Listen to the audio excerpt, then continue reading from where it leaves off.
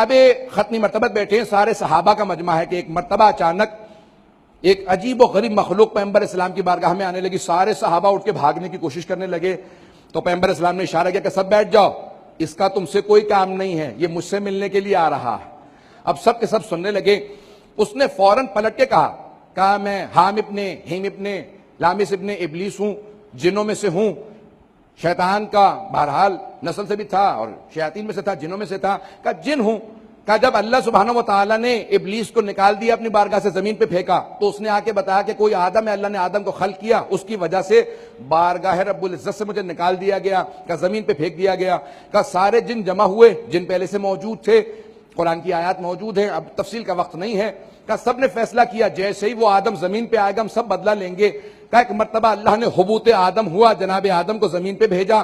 کہا سارے جن جمع ہوئے، جب سب جمع ہو گئے حملے کے لیے گئے تو ایک مرتبہ ایک نوجوان کا نور سامنے آیا.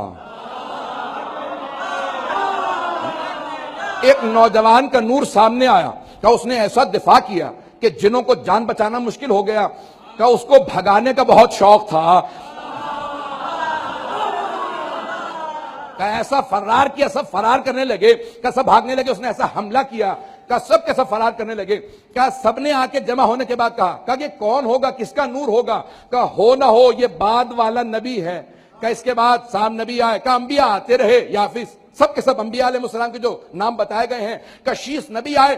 اسی نوجوان نے آ کے دوبارہ شیس کا دفاع کیا. حضرت نوح علیہ السلام آئے. اسی نوجوان نے دوبارہ دفاع کیا. کہ یہاں تک کہ سام نبی کے بعد جناب ابراہیم علیہ السلام آئے. اسی نوجوان کے نور نے سب کا دفاع کیا.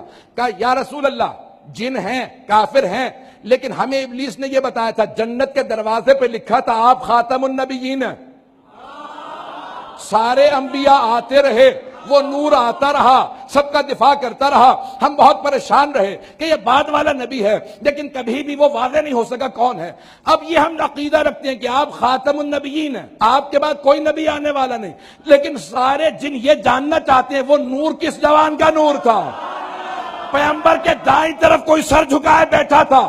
پیغمبر نے ہاتھ رکھا دوڑی پہ، تھوڑی کو اٹھانے کے بعد دے کے کہا اے حام ابن ہیم ابن لامس ابن ابلیس ذرا دیکھ کہیں یہ وہ نور تو نہیں تھا.